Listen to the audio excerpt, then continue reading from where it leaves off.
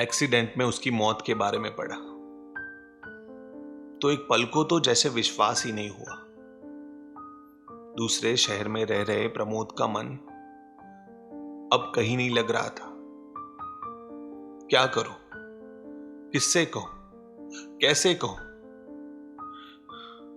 अकेला बैठा जलते ज्वालामुखी से मन को संभाल रहा था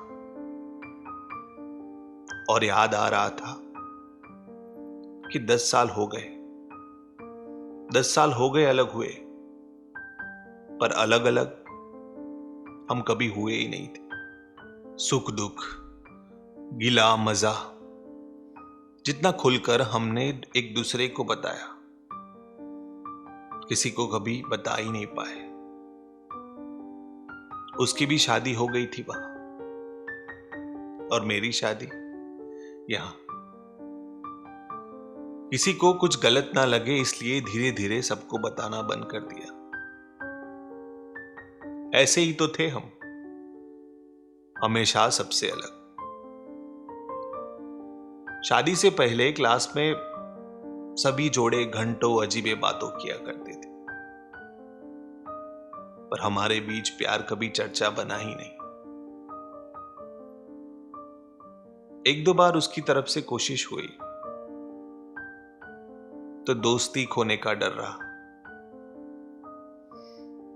मैंने ये सब उसे भुला देने को मजबूर किया था और इस पल में लग रहा है जिसे मैंने आंख दिखाकर छुपा डरा धमका कर रखा है, अब वो है ही नहीं। कोई भी तो नहीं है वो मेरी, फिर भी सब कुछ उजाड़ कर चली क्यों गई? पहले दोनों के दोस्त, फिर घर वाले। बात कुछ न बढ़ने से सभी ने हम दोनों की दोस्ती को भुला दिया, सिवाय हम दोनों के। और आज इतने बड़े गम का मातम भी मुझे छुपाना पड़ेगा। वो बचपन की हंसी जो उसके साथ अब भी जी लिया करता था, अब वो कभी नहीं आएगी। अपनी शादी से पहले एक बार 5 मिनट के लिए मिलने का जैसे मैंने एहसान किया था,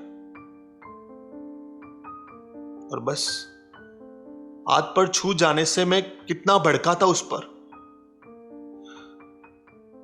आज क्यों मन है कि मैं भागकर उसके गले लग जाऊं और इस दुनिया को आग लगा दूं, जिसके डर ने मुझे कभी उससे मिलने ही नहीं दिया।